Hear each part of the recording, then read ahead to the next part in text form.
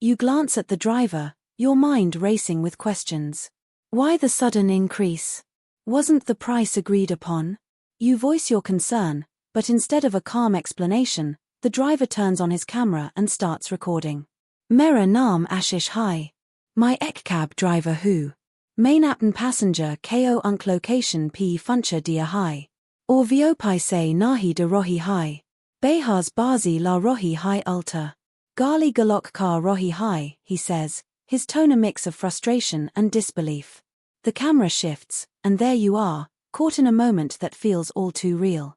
But here's the twist, this isn't just a random altercation. It's a meticulously crafted scene, part of a larger narrative designed to make you question everything you thought you knew about online cab services. The driver. Not just any driver. The passenger. Not just any passenger. And that mask he removes. It's not just a literal mask, it's a metaphorical one, revealing truths about the very system we trust daily. Now, I know what you're thinking. This sounds like a typical viral video, just another staged drama to grab attention. But stay with me. What if I told you that this incident is a window into a deeper story? A story that challenges the norms, exposes hidden agendas, and forces us to confront uncomfortable truths about the platforms we use and the people behind them. As you watch this unfold, pay close attention to the details. Notice the subtle cues, the body language, the pauses in conversation. Every element is intentional, leading you down a path that blurs the lines between reality and fiction. And just when you think you have it figured out, the narrative takes a sharp turn, leaving you questioning your assumptions. So, why should you stick around? Because this isn't just about a cab ride. It's about the power dynamics at play in our everyday interactions. It's about the stories we tell ourselves and the stories others tell about us. It's about peeling back the layers to reveal what's really going on beneath the surface. By the end of this video, you'll have more than just answers. You'll have a new perspective on the world around you. You'll understand the complexities of human behavior, the intricacies of digital interactions, and the impact of seemingly small moments on our larger societal structures. But here's the catch, the real revelation comes at the very end. The moment when the mask comes off, and everything is laid bare. It's a moment that will make you rethink everything you've seen up until now. So, buckle up. This isn't just another viral video. It's a journey into the heart of a story that will leave you questioning, reflecting, and perhaps even changing the way you see the world. Just hours before that fateful cab ride, Lily Thompson had been walking through the crowded corridors of the Midtown Tech Expo, blending into a sea of startup founders, digital creators, and tech journalists, all buzzing with talk about AI, surveillance, and the future of human connection. She was supposed to be covering the event for her growing YouTube channel, one that had started as a modest experiment during lockdown but had since gained traction, largely due to her curious blend of investigative storytelling and personal vulnerability. Lily wasn't famous, not in the mainstream sense, but in certain circles, her videos trended under terms like deep web truth, digital footprints, and unmasking reality. That morning, she had posted a teaser clip hinting at a major exposé involving a rideshare algorithm glitch that could, if her sources were correct, explain a pattern of disappearances in the last 6 months, disappearances that barely got local coverage, buried beneath trending tags and TikTok drama. Her phone had been blowing up all afternoon, not with likes, but with missed calls and vague, unsaved numbers. One message in particular kept replaying in her head, "Be careful who's driving you." She didn't know who sent it. It came from a scrambled number that didn't track back to any device she'd seen before, and even the metadata was wiped clean when she forwarded it to her friend Nate, a cybersecurity grad student and conspiracy skeptic who often fact-checked her theories. He'd replied with a thumbs-up emoji and a sarcastic very matrix of them, but deep down Lily knew he was unnerved. There had been something in his voice the last time they spoke, like he knew more than he was letting on. As the day went on, things only got weirder. Her interview with the Expo's keynote speaker, an ex-NSA analyst turned whistleblower, was cancelled last minute, citing security concerns. The cafe she'd planned to meet him at had been mysteriously closed for a health code violation, and the footage she'd been filming for her vlog had audio distortions she couldn't explain. Little things started feeling off, a man standing across the street just a little too long, the same dark SUV appearing outside 2 different event venues, and the strange sensation that someone had gone through her hotel room while she was out. Nothing missing, but a hairbrush moved, a notebook flipped to a different page. By the time she got into that cab, Lily was on edge, adrenaline humming just below the surface. The driver had been quiet at first, his eyes hidden behind thick aviator sunglasses despite the cloudy weather. His accent was hard to place, not just foreign, but generic, like someone trying to blend multiple regional tones into something forgettable. He didn't ask where she was going. The app had already set the route. That was normal. But what wasn't normal was the strange detour he took just a few minutes in, claiming there was construction ahead, though the map showed no such thing. When she questioned it, that's when the tension began to rise, and what followed, you already know. But what you don't know is why Lily reacted the way she did. Most people would have shrugged it off, maybe complained to customer service, maybe uploaded a quick TikTok about the sketchy Uber ride. But for Lily, this felt personal. Like something she'd seen before, a pattern repeating itself. It reminded her of 2 years ago, when her brother Ethan vanished during a late-night rideshare trip in Seattle. The case was ruled an accident, a tragic mix-up in location and timing, but Lily never believed that. There were too many unanswered questions, too many inconsistencies in the GPS logs and driver ID records. She'd stopped talking about it publicly after receiving a cease and desist from the rideshare company's legal team and anonymous threats telling her to let it go. But she never really let it go. Now, as the cab driver turned that corner and locked eyes with her through the rearview mirror, she felt it all come rushing back, the helplessness, the fear, the need to know. And yet, just when things couldn't get stranger, he reached up slowly, deliberately, and peeled off a thin, synthetic-looking mask, revealing a face she never expected to see. But here's where it gets messy. Because just when you think you understand what's happening, just when you're sure you've figured out who's behind it all, someone else enters the picture. A new suspect. A face from Lily's past who shouldn't be anywhere near this situation. And suddenly, the question shifts from what is going on, to who can I trust? The moment that mask came off, Lily's instincts screamed 2 things at once: run, and record everything. The face behind the mask wasn't entirely unfamiliar. It was altered slightly, aged maybe, the hair trimmed shorter than in the old pictures she'd stored on an encrypted drive, but the eyes, they were Ethan's. Her brother's. But something was wrong. He didn't flinch or react like a brother reunited. His expression was blank, almost rehearsed, like someone playing a role they didn't fully understand. Before she could ask a single question, the car abruptly pulled over in a dimly lit alley, and he told her, flat, cold, that she needed to get out. "This ride's over," he said. And just like that, she was standing on cracked pavement in the middle of a side street she didn't recognize, the cab already fading into traffic like it had never been there. She looked down at her phone to check the ride history. Nothing. No trip logged. No charge. No driver profile. No evidence that any of it had happened. Back in her hotel room, Lily paced restlessly, her mind cycling through possible explanations. Maybe she was being messed with. Maybe it was someone who looked like Ethan. But the voice, the tone, the scar just below the jawline, those were things no imposter could replicate. She pulled up the footage from her camera, which had been rolling silently in her jacket pocket, praying for even a blurry frame. But when she opened the file, the screen went black. The file existed, same timestamp, same file size, but when she played it, there was only audio, static and faint mechanical clicks, almost like a digital heartbeat. Whatever had happened in that car had somehow wiped the visual data, and even Nate, who she contacted in a panic, said it didn't make sense. "That's not compression error," he messaged. "It's deliberate interference.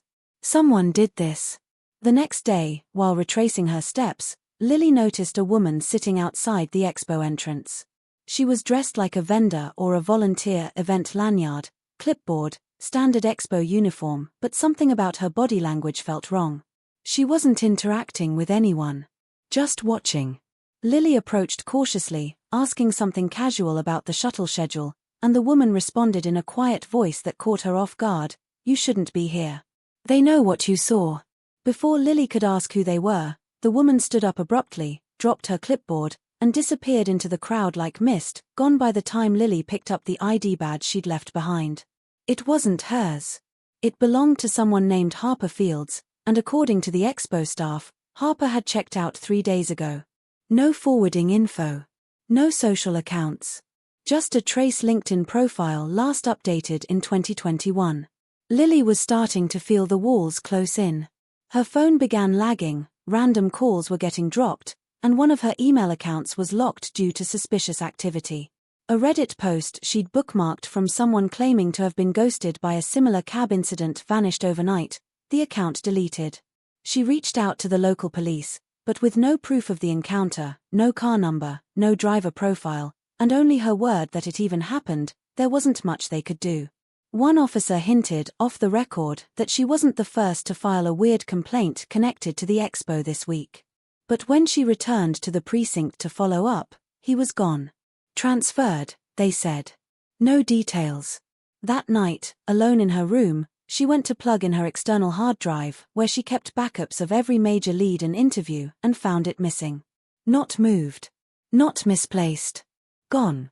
The bag she kept it in was still zipped, untouched, but the device was no longer inside. Her heart pounded as she realized someone had been in her room again, even more careful this time. Nate called just as the panic set in, but instead of reassurances, he sounded different, nervous, breathless, like he was hiding something. "You need to stop, Lily. This isn't about your brother anymore. It's bigger than that." And then he hung up. Suddenly, it wasn't just about exposing a glitch in a rideshare app or solving a mystery from 2 years ago. It was about power, manipulation, and people with resources far beyond what Lily had ever imagined. But who was she really fighting? A company? A government agency? Or something more shadowed and connected, something that knew her past, her fears, her every move? She opened her laptop, ready to dig deeper, but froze when the screen lit up. There was a new folder on her desktop. She hadn't created it. It was titled, "You Were Never Supposed to Know." Lily stared at the folder on her desktop, her fingers hovering above the trackpad as if opening it might trigger something irreversible. She clicked it open. Inside were 6 video files, all unnamed, time-stamped with dates spanning the last 4 months, dates that matched the nights 5 other people had gone missing across the country, each under eerily similar circumstances involving rideshare pickups that were never logged, dashcams that glitched at the exact moment of pickup, and GPS routes that led to nowhere before the signals went dark. Each file began with a different individual entering a car, shot from what looked like a hidden camera-angled grainy, desaturated footage like the kind used in surveillance systems, only these clips weren't pulled from public traffic cams. Someone had been watching them. The footage was chilling not because of what was visible, but because of what wasn't: no driver's face, no plates, no surroundings that could be easily traced. And then the last file froze on the image of a woman Lily recognized immediately, even though she hadn't seen her in nearly a decade. Sarah Jensen. Her old college roommate. Back then, Sarah had been obsessed with a startup idea that aimed to use AI to pre-map the safest travel routes for women using crowdsourced data. It never got off the ground, mostly due to lack of funding and legal headaches over privacy, but she'd kept working on it in secret. They had a falling out in their senior year after Sarah accused a professor of hacking her data and selling it to a competitor, something Lily hadn't believed at the time, dismissing it as paranoia. But now, Sarah's face on that final frame made her stomach knot. The timestamp was just 3 weeks old. That meant Sarah had somehow gotten involved in this too, or maybe she'd known something before Lily ever did. Lily tried calling every number she had for Sarah, but none were in service. Her social profiles were locked, her LinkedIn page scrubbed, and a Google search showed her last public post as a Medium article titled "You're Not the Passenger, You're the Product," which had been removed for violating terms of service. The deeper Lily searched, the more it felt like Sarah had been systematically erased. But then, in a forgotten Gmail inbox Lily hadn't checked in months, there was a message dated the day before Sarah disappeared. No subject line. Just a single sentence: "They'll come for you next, don't trust Nate." That one name, Nate, snapped something into focus. He'd always been the one person Lily turned to, the one who grounded her theories when they spiraled, the one who helped her trace IPs, decrypt corrupted files, and talk her down when she got too close to the edge. But his odd behavior lately, the dropped calls, the half-responses, the sudden warning to stop, started to look different now, less like fear and more like control. Could he have been feeding her misinformation? Filtering what she could access? She remembered how he brushed off that anonymous warning, how he always managed to explain away the technical glitches as coincidence. It was easier to believe back then. Not anymore. Lily returned to the videos and extracted the audio from Sarah's clip. There was a faint, static-laced voice at the 23-second mark, almost drowned by engine noise. She ran it through a voice isolator. The result was clear enough to recognize a phrase, route override 11 beta, subject flagged for intercept. Her breath caught. That wasn't normal GPS language. That was internal system code, like something used in command protocols or high-security logistics software. Not only was someone watching, they were tagging people, categorizing them, intercepting them like threats. As if to confirm her growing fear, her phone buzzed. A new text, no contact ID, just a link to a video file hosted on a deep web server she'd never seen before. When she clicked on it, the screen displayed live security cam footage of her building's stairwell. 3rd floor. Her floor. And then came a knock on her door, not loud, just 3 slow, deliberate taps. And somewhere, buried in the sound of her own heartbeat in her ears, was the unmistakable hum of a drone. Lily didn't answer the door. She couldn't. Her body had gone rigid, her pulse roaring in her ears as she stared at the door's shadowed outline, waiting for something, anything, to follow those 3 deliberate knocks. But nothing happened. No voice. No footsteps. Just silence, so sharp and unnatural it felt like the world outside had been muted. She backed slowly away from the door, every instinct screaming at her that opening it would be a mistake she couldn't undo. Her laptop was still open, the frozen image of Sarah's face staring back at her, and the low hum of the drone outside buzzed like a swarm in the distance, though she couldn't see anything through the blinds. For a brief second, Lily felt like she wasn't in her own life anymore. It was as if someone had taken her memories, her relationships, and twisted them into a narrative she didn't recognize, a story where she was no longer the storyteller, but the target. She grabbed her phone, but the screen was dead. Not cracked or frozen, just black. No matter how long she held the power button, it didn't respond. She reached for her backup burner phone, the one she kept for interviews in dicey neighborhoods, only to find the battery ripped out. It hadn't been like that this morning. Her bag, her laptop, her gear all untouched. Which meant someone had gone through her things again. Not in a rush, not to steal, but methodically, precisely. Whoever it was didn't want to stop her, not directly. They wanted to disorient her. And it was working. Her thoughts began unraveling, spiraling toward questions she couldn't answer. Who knew she was in this hotel? How long had they been watching her? And what did they want her to stop uncovering so badly that they were willing to get this close? She ran. Not out the door, but through the adjoining hallway into the back stairwell, clutching her laptop and the only piece of evidence she had left, Sarah's corrupted video. As she descended the concrete steps 2 at a time, she thought she heard a voice above her. Not loud, not clear, but a muffled male voice speaking into an earpiece. She didn't look back. By the time she reached the street, the air had that same surreal stillness, like everything was operating half a second out of sync. Even the streetlights flickered inconsistently. She ducked into the nearest subway entrance, not caring where the train went, just that it moved fast and far. It was on that train, speeding away from the last place she felt even remotely in control, that the full weight of it all came crashing in. Her brother might be alive, but not as himself. Her oldest friend might have been abducted or worse. And now Nate, her only confidant, was either compromised, or had been lying to her for months.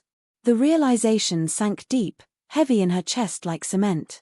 She felt betrayed, foolish for trusting anyone, but beneath the fear was something stronger, a flicker of resolve. Someone was working hard to bury the truth, and that meant there was a truth to bury. When the train emerged from the tunnel and into dim daylight, her phone buzzed again. Not her real phone, the burner she thought was dead. Somehow, the screen lit up on its own. There was a single message. No number. Just 6 words, if you talk, they'll vanish next. Attached was a live photo. Blurry, but clearly taken just minutes ago, outside her mother's front porch in Sacramento. Lily hadn't spoken to her mom in weeks, hadn't even mentioned her in any videos or texts.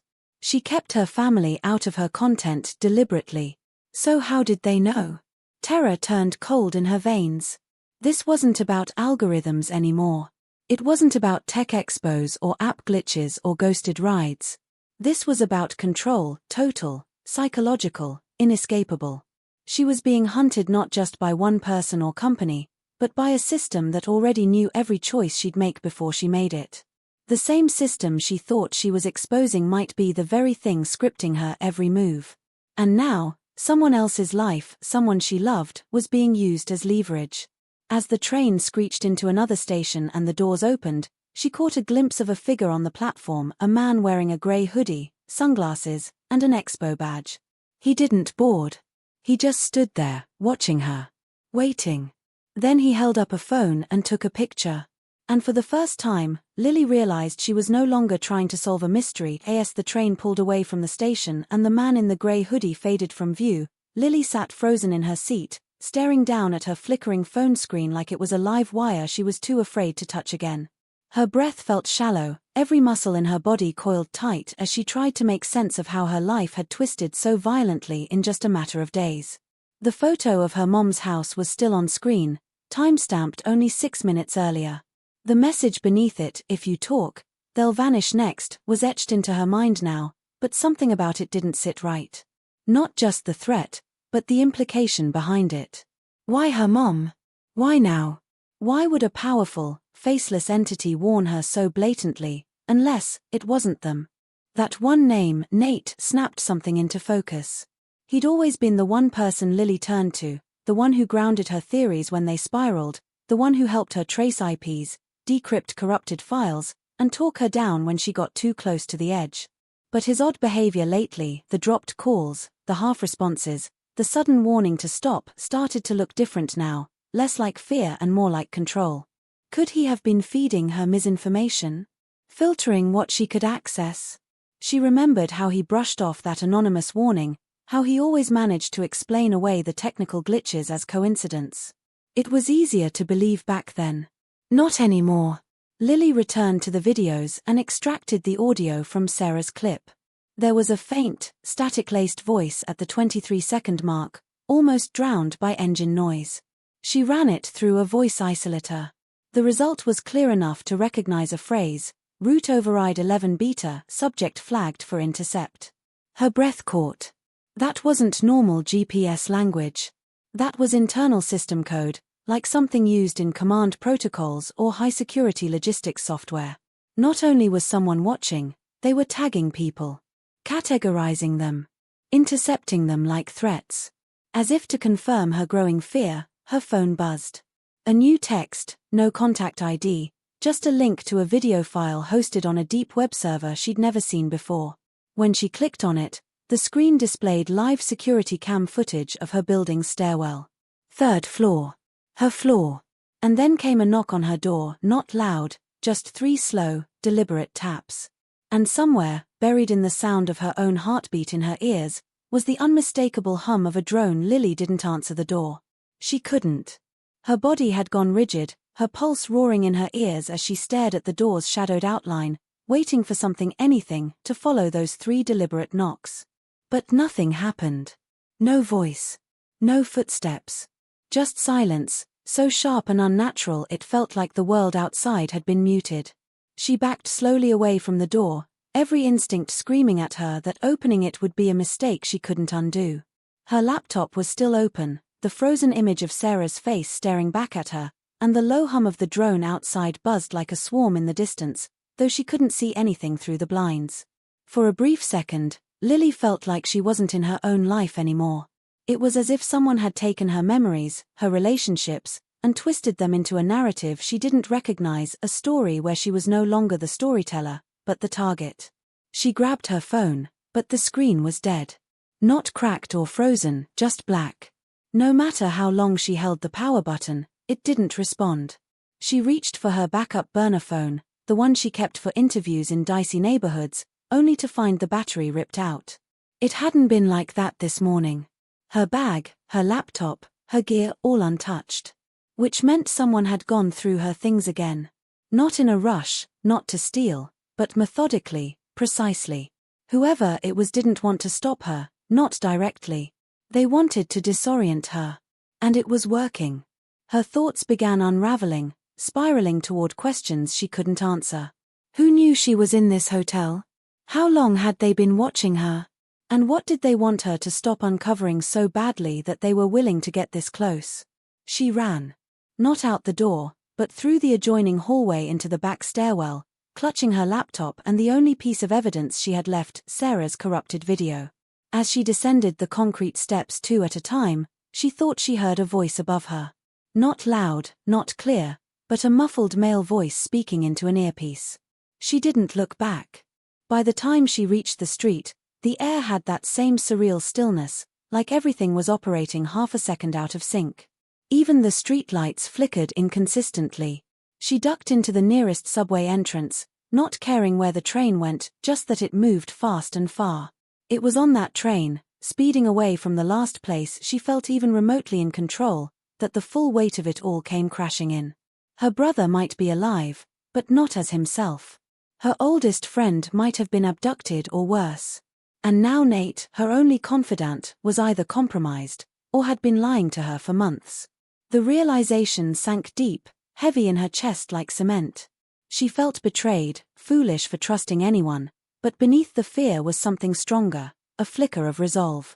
Someone was working hard to bury the truth, and that meant there was a truth to bury. When the train emerged from the tunnel and into dim daylight, her phone buzzed again. Not her real phone, the burner she thought was dead. Somehow, the screen lit up on its own. There was a single message. No number. Just 6 words, if you talk, they'll vanish next. Attached was a live photo. Blurry. But clearly taken just minutes ago, outside her mother's front porch in Sacramento. Lily hadn't spoken to her mom in weeks, hadn't even mentioned her in any videos or texts. She kept her family out of her content deliberately. So how did they know? Terror turned cold in her veins. This wasn't about algorithms anymore. It wasn't about tech expos or app glitches or ghosted rides. This was about control, total, psychological, inescapable. She was being hunted not just by one person or company, but by a system that already knew every choice she'd make before she made it. The same system she thought she was exposing might be the very thing scripting her every move. And now, someone else's life, someone she loved, was being used as leverage.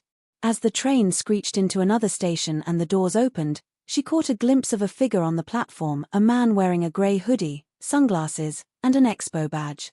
He didn't board. He just stood there, watching her. Waiting. Then he held up a phone and took a picture. And for the first time, Lily realized she was no longer trying to solve a mystery. As the train pulled away from the station and the man in the grey hoodie faded from view, Lily sat frozen in her seat, staring down at her flickering phone screen like it was a live wire she was too afraid to touch again. Her breath felt shallow, every muscle in her body coiled tight as she tried to make sense of how her life had twisted so violently in just a matter of days. The photo of her mom's house was still on screen, time-stamped only 6 minutes earlier. The message beneath it, if you talk, they'll vanish next, was etched into her mind now, but something about it didn't sit right. Not just the threat, but the implication behind it. Why her mom? Why now? Why would a powerful, faceless entity warn her so blatantly, unless it wasn't them? For the first time, she opened the metadata on the image. Most of it had been scrubbed clean, but there was one tiny oversight, a saved GPS ping embedded in the file, probably left by mistake. When she copied the coordinates into her laptop and cross-checked them with her own search logs, her hands began to shake. The location wasn't near her mom's house, it was 10 blocks from Nate's apartment in DC, a place he'd sworn he hadn't been to in over a year.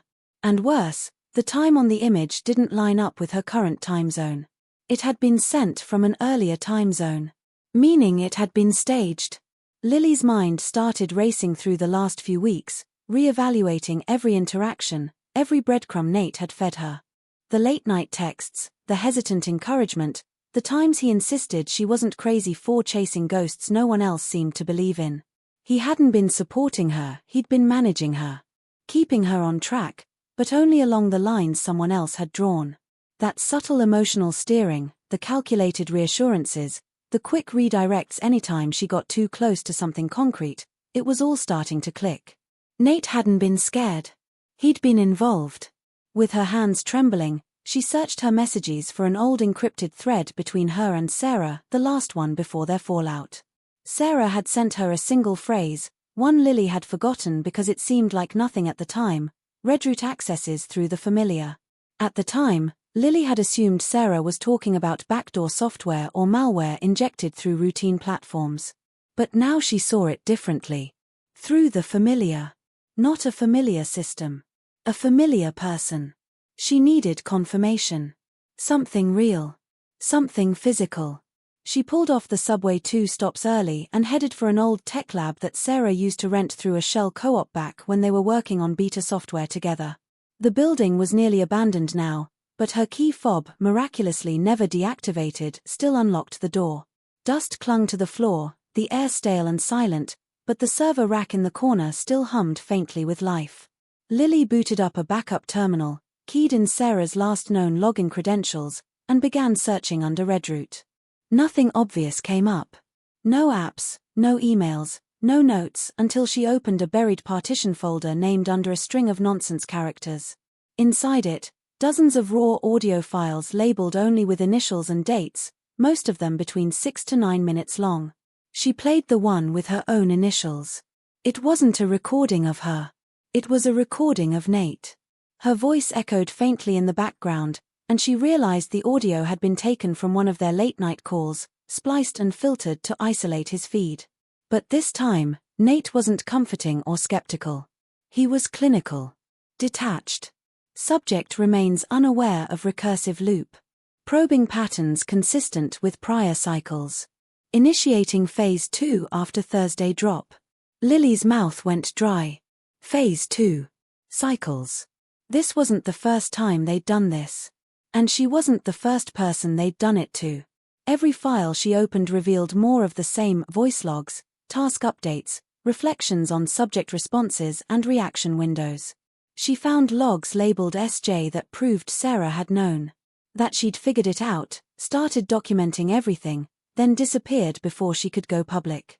But the worst was a final folder labeled loop failures, filled with names Lily recognized: Ethan, Sarah, and others. Next to each was a status update. Most said extracted. 2 said neutralized. 1 had no status at all. Lily's. And just as she processed the meaning of that, what it could imply about her fate, the lights in the lab cut out with a low pop. Her laptop battery flickered and shut down. Somewhere in the hallway outside, she heard the click of a boot on linoleum, slow and deliberate. She wasn't off script. She was right where they wanted her. But now, for the first time, she wasn't playing their game blindly. Now, she knew the story she thought she was telling wasn't even hers to begin with. And the question that had once been, "Who's doing this to me?" The sound of the boot in the hallway didn't fade. It grew closer, measured and unhurried, like the person wearing it knew she had nowhere left to run. Lily's breath hitched as she backed into the corner of the dark lab, her laptop now a useless brick in her arms. For a few seconds, she debated whether to hide or confront whatever was coming, but she already knew the truth: there was no hiding. Not anymore. Everything she thought had been done in secret, every step she took to protect herself, had been observed, calculated, and allowed, because someone wanted her to get this far. Not to stop her, but to test her. And the realization that she wasn't even a rogue player but part of a larger script left her reeling with a mix of defiance and dread. The door handle creaked. Her fingers clenched instinctively around the edge of an old metal server blade lying on the table nearby, not as a weapon, but as a tether to something real in a world that no longer felt grounded in logic. But it wasn't a stranger who stepped through the door. It was Nate. He stood there in the low light, not masked, not threatening, just looking at her with the weary resignation of someone who had carried a secret too long. His face was drawn, the slight stubble on his jaw not quite hiding how pale he looked. He raised his hands slowly in a gesture of peace, but Lily didn't move.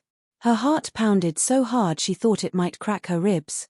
"Before you say anything," Nate started quietly, "you need to know I didn't want this. I tried to keep you away from it. I really did." The words meant nothing. Not after what she'd heard on those recordings. Not after the message. Not after years of friendship had been reframed in a single, jarring truth. He hadn't just been watching her fall deeper into this mystery, he'd been guiding her into it. "Tell me why," she said finally, her voice raw, holding back the scream that wanted to tear its way out. "Why me? Why my brother? Why Sarah? What are you part of?" Her hands shook so hard the metal blade rattled against the desk. Nate looked down, then back at her, and for the first time in their years of knowing each other, she saw a kind of defeat in his eyes that frightened her more than any physical threat. "It's not about you," he said, and she hated him more for that. "It's never been about just you. It's about the pattern. The exposure threshold. How people behave when they're given fragments of the truth. How far they'll go before they break or vanish." "You let Ethan vanish," she whispered, the pain ripping through her like fire. "You knew." "I didn't let him," Nate replied, eyes wet now. "I begged them not to go that far. But he was erratic, unpredictable. He went off course." That's the word they used, off course. "You know what that means, Lily? It means non-compliant. Unuseful. That's what we become when we stop following the pattern." There was a silence between them so thick it could have swallowed the room. She wanted to scream, to run, to hit him, but more than anything, she wanted to understand. Because part of her still needed to know if Nate had ever truly been her friend, or if every coffee shop meeting, every late-night brainstorming call, every reassured chuckle had been part of a performance. Then he said the thing that cut deepest. "You weren't supposed to keep digging. But I think you knew that."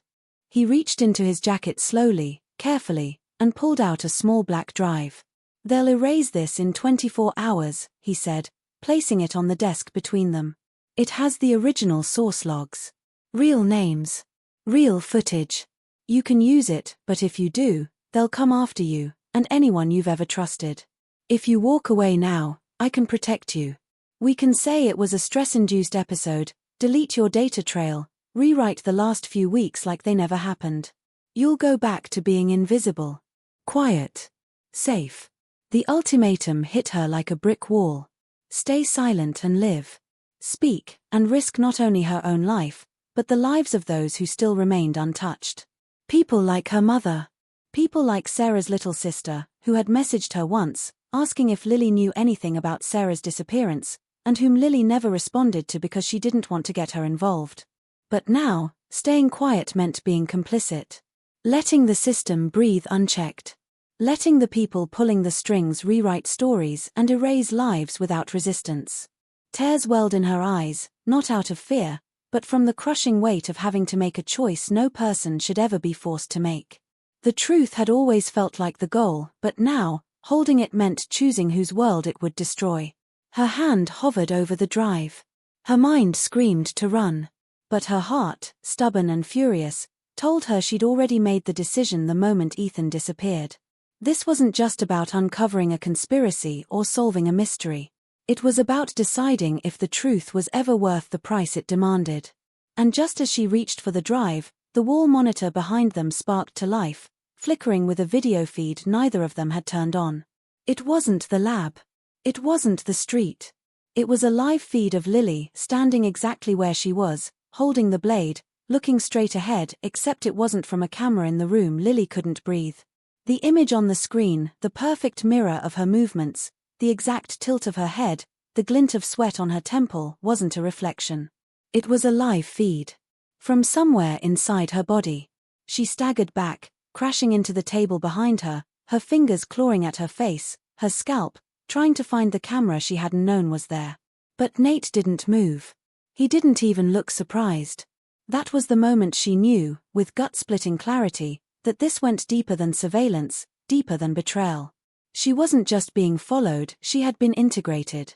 Not tracked from the outside, but wired from within, like some living node in a system that studied and adjusted her life like it was a line of code. Her every decision, every hesitation, every emotional spike had been logged, measured, and stored. And Nate had known. He sat down slowly in the chair across from her, rubbing his hands together, eyes hollow. They started with defense contracts, neural mapping, behavioral predictability. But it was too slow, too isolated. Then came open-source wearables, trackers, smart lenses, biometric rings. People begged to be monitored. It was supposed to improve safety, help cities plan better. But the real breakthrough came when they realized the human brain doesn't need to consent to be mapped. It just needs to be observed long enough. Lily couldn't speak. She could only listen, her thoughts firing off like electrical storms. Every time she'd felt watched. Every glitch. Every call that dropped when she got too close. Every moment she doubted herself wasn't paranoia. It had been design. They call it Echelon. Not the old NSA project, but something new. Something built in silence, between private think tanks and dark-budget tech labs.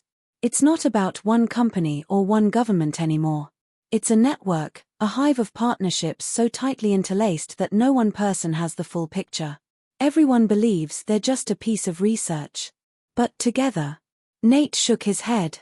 Together they're creating a world where no one decides their own path anymore. Just trajectories. Algorithms. Influences so subtle you think they're your own ideas. She wanted to scream. At him. At herself. At the ghost of Ethan, who had tried to warn her long before he disappeared into that digital void. Nate leaned in, and for the first time, she saw the terror behind his carefully guarded expression. They're not just watching anymore, Lily. They're deploying. They're testing cognitive overrides, ways to make people believe they're making choices that were hard-coded hours before.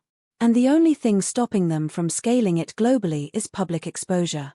Which is why they're accelerating the shutdown of people like you. And then it all clicked, the missing people, the silent cabs, the unexplained neutralizations. It wasn't about targeting journalists or whistleblowers or hackers. It was about removing anomalies.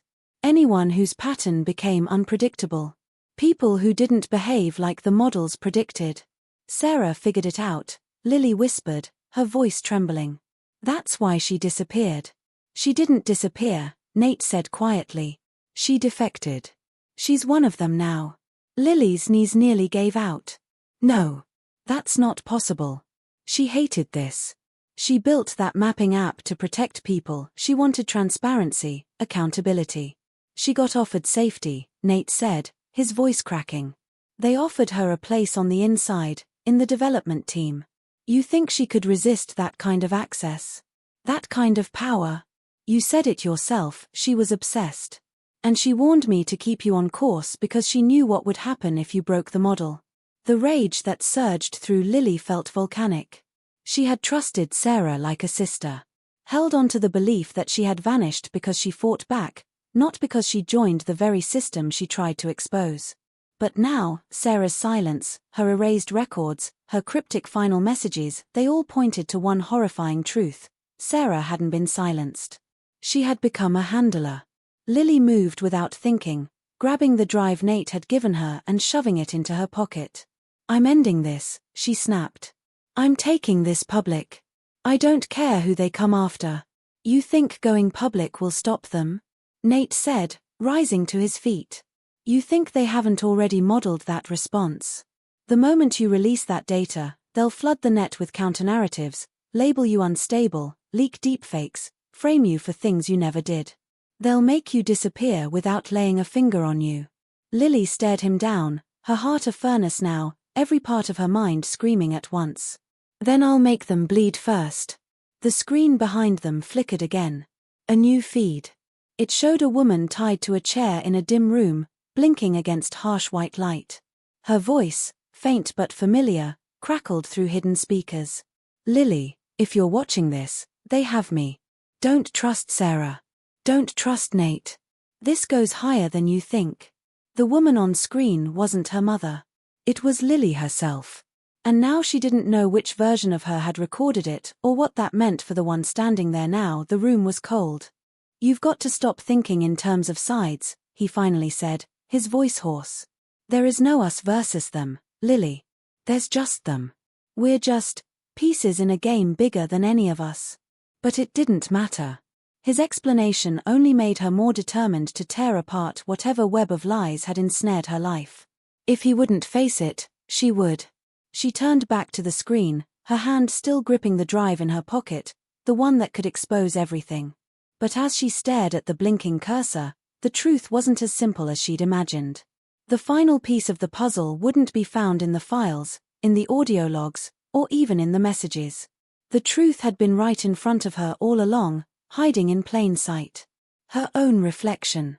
A cold chill crept down her spine as she stared at the live feed again, the image of herself on the screen, a version of her, tied to the chair, her face pale, her expression empty.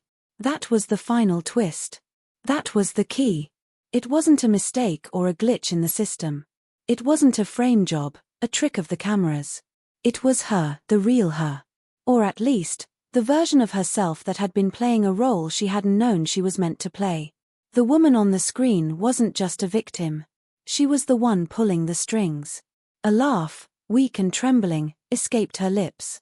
The horror that had slowly crept in now swelled into something unrecognizable. She had always been the puppet. She wasn't just a part of this twisted network, she was one of the architects. She was a key figure in the system, a creation, a product of the very machine that had made everyone else disappear. This wasn't just about her mom, or Ethan, or Sarah. This was about her, all along. "Is this what you've been keeping from me?" she whispered to Nate, her hands trembling as they gripped the edge of the desk. "This is the truth you wanted to protect me from?" Nate couldn't answer. His silence spoke louder than any words ever could. Lily's mind raced, her pulse pounding in her ears. She felt a sick, guttural realization hit her like a wave. The reason her life had felt so out of place, so fragmented, was because it wasn't hers to begin with.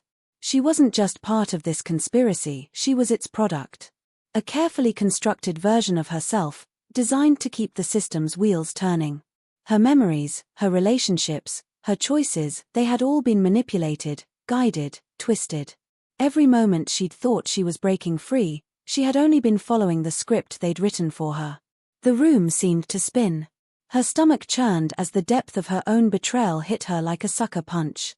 The images on the screen were her future, her past, her very soul, rewritten in ways she couldn't even begin to comprehend. The drive, the key to everything, now seemed irrelevant. It wasn't about exposing a faceless conspiracy, it was about confronting the fact that she was already inside the machine. She was the machine. "Don't," Nate pleaded, his voice cracking as he took a step forward. "Lily, please. Don't look any further. There's nothing left to uncover. The system is in place. They've already begun. If you don't shut this down, you'll destroy everything. You'll destroy yourself." But her mind was already made up. She couldn't go back. She couldn't live in the lie anymore. This wasn't about Nate. Or Sarah. Or anyone else. It was about her. About who she really was. About whether she could find a way to break free from the chains she hadn't even realized were there. With shaking hands, Lily pulled the drive from her pocket. She hovered over the keyboard, the weight of the decision crushing her chest. What would happen if she released the truth? Would it all come crashing down? Or would she just become another casualty in the system's unstoppable march forward? And then, just as her fingers hovered over the key, the screen flickered one last time. The feed changed again, revealing a final message. But this time, it wasn't directed at her. It was directed at Nate. "You can't protect her. You never could." Lily's breath caught in her throat as Nate's face drained of color. He knew what it meant. He knew that the very system he had been a part of had already sealed his fate. But more than that, it meant that the game wasn't over. It was only just beginning. The person behind this, they had been watching, always. The screen went black. The door slammed open, and a figure stood in the doorway, silhouetted against the harsh light from the hallway. And as Lily turned toward the figure, her heart stopped cold. Because it was her. The real her. The one who had never been a puppet, but had instead been the one pulling the strings all along. And that was the moment Lily understood, there was no way out. There never had been. Lily sat in the dark, the weight of everything that had happened pressing down on her like a physical presence. Her mind was a storm of fragmented images, half-formed thoughts, and the sharp echo of everything she had uncovered: the truth, the lies, and the betrayal that had ripped her life apart. The room around her felt both too small and too vast, like she was suffocating in the silence yet drowning in the enormity of what had transpired. She had come so far, and now, as the days blurred together, she was left with nothing but a haunting sense of finality. The conspiracy that had unraveled her existence, the truth about who she was, what she was, seemed almost irrelevant in the face of what she had learned. She wasn't just a victim of a system that sought to control her, she was a product of it, an experiment, a creation. But more than that, she realized, the real horror was not what they had done to her, but what they had done to everyone. The last thing she had expected was to find peace in the destruction of it all, but there it was, in the quiet after the storm. The final confrontation, the truth revealed in shards of broken glass and shattered lives, had changed her. She had no more answers, at least, not the kind she had thought she wanted. No tidy resolution. No guarantee of safety. No promises of freedom. Yet in the middle of the wreckage, she found a strange kind of solace. Her life, her identity, her very existence, had been written by others. But now, it was hers. No one could take that away. Not Sarah, not Nate, and not the faceless puppeteers who had tried to turn her into a tool. The control had slipped through their fingers. She was free, in the only way that truly mattered. But as she sat there, allowing herself the briefest moment of peace, something deep inside her stirred. It was the quiet certainty that the world she had uncovered, the world that had tried to shape her and everyone else, wasn't gone. It had simply moved into the shadows. And she was a part of it now, too, whether she liked it or not. The system wasn't just a faceless entity anymore. It was real, tangible, and it would never stop watching, never stop pulling the strings. It would always be there, lurking just beyond the edges of her vision, a reminder that control wasn't something you escaped. It was something that followed you. It was something you became. She had destroyed the old version of herself, the one that was nothing more than a puppet. The low hum of old technology filled the silence between them, the buzz of 100 unseen eyes tracking every movement. Lily could feel it, the weight of the hundreds of digital fingerprints left behind in the cracks of her life, on her phone, her laptop, her very memories. But this time, she wasn't just running from them. She was ready to face them head-on. And as Nate stood there, his face drawn tight with the burden of secrets he had never meant to share, she felt something crack inside her, a mixture of fury and disbelief, a twisting knot of betrayal that threatened to suffocate her. "You've been lying to me from the start," Lily said, her voice low but steady. Every word felt like a blade, cutting through the fog that had clouded her judgment for so long. "You helped them do this to me. To Ethan. To Sarah. You were never on my side, were you?" Nate opened his mouth to speak, but the words didn't come. He was finally out of defenses, cornered in the truth of his own actions, and yet still, there was something behind his eyes, something that held him back from fully breaking down. He looked almost haunted, like a man trapped in a lie too deep to escape, but at the same time, something about him made Lily feel as if she'd already lost. In doing so, she had to confront the terrifying truth. She had been part of something much bigger than herself, and it wasn't over. The files, the evidence, the people who had tried to help, everything had been part of a larger game that she had barely understood. In the final moments, she had realized that this story wasn't just hers. It was everyone's. They had all been caught in the same net, and some had even welcomed the freedom that came with knowing their strings were being pulled. Sarah's betrayal was no longer a betrayal to her, it was a choice, a calculated one. Maybe it had been a mistake, maybe it hadn't, but she was a piece in the game, just like Lily had been. But that didn't matter anymore. What mattered was what came next. She would keep moving, keep fighting, not for the old version of herself, but for something new, something more dangerous, more aware, and more determined. She could have let herself be consumed by the enormity of it all, let the fear, the uncertainty, and the sheer hopelessness drag her down. But instead, she stood, her resolve firming with every passing second. She had been forged in the fire of the system's lies, and now, she was the one who would decide what happened next. As she walked out into the cold, grey morning, her phone buzzed in her pocket. She pulled it out, seeing a new message that sent a shiver down her spine. There was no name, just a simple sentence: "We're watching. Always." It was signed with a single, cryptic phrase: "The Architect." For a moment, she stood there, frozen, her fingers hovering over the screen. The message wasn't a threat. It was an invitation.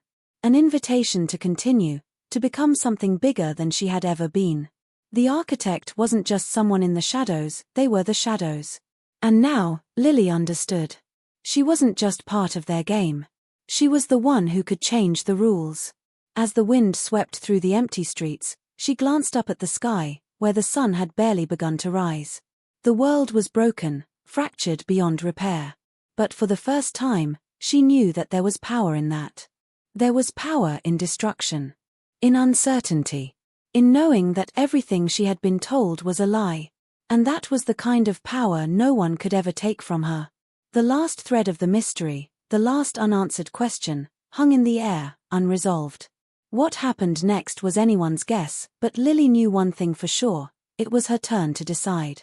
She wasn't running anymore. And whatever came next, she would face it on her terms.